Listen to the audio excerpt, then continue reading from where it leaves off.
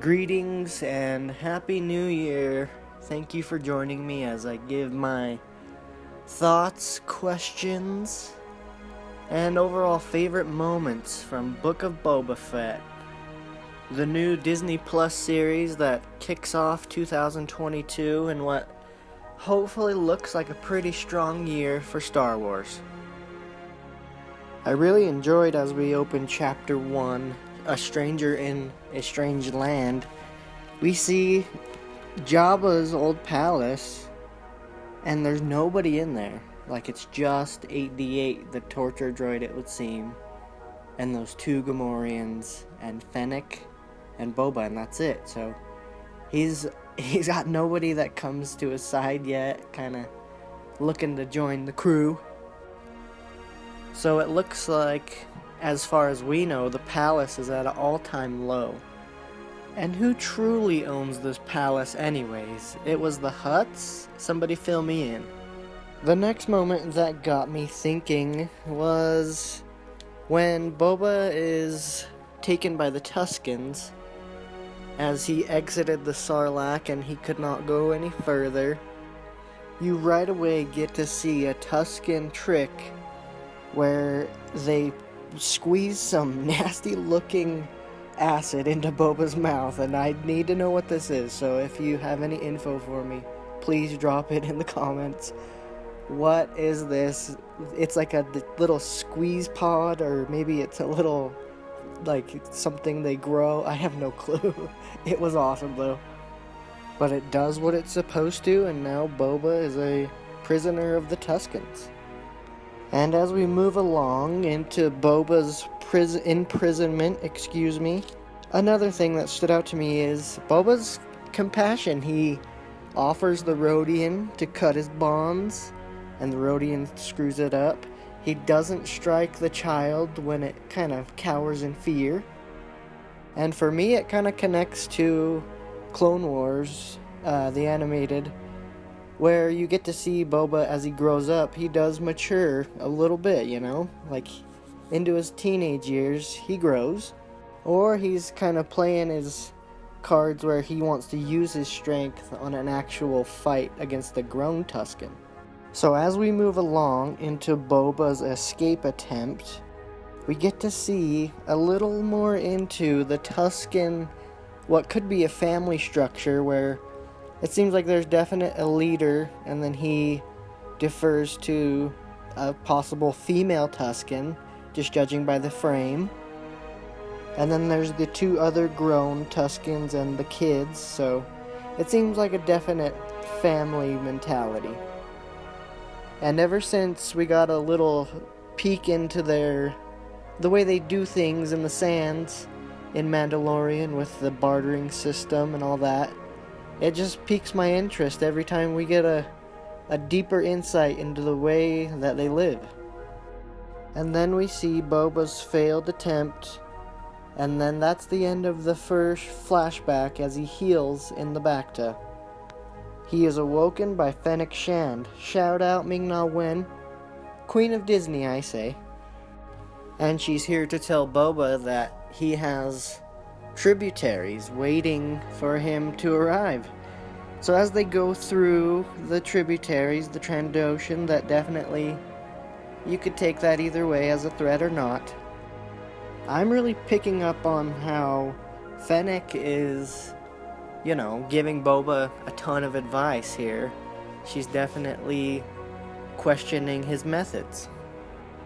And as we are introduced more and more to Fennec, I can't help but wonder, does she tell Boba about Omega? Has it happened already? I'm sure we'll find out. And here again we are reminded just how empty the palace is, and the lack of friends that are around Boba's side. You can see that Fennec is looking at him like, do you know what you're doing? Because you're being a little too nice. And 8D8 says it. He says, you must project strength in Mos Espa. And you can for sure see the looks Boba's getting as he hits the street with Fennec and the two Gam guards. People are sizing him up. He's not riding the litter. they're looking at him like he's vulnerable. But it would seem Boba is committed to doing things a new way. And as we arrive at our destination, the Sanctuary, it has got the vibe I was looking for at the palace. It's got the band with Max Rebo, and anytime you can say Jizz Whalers in Star Wars, it's probably a good scene.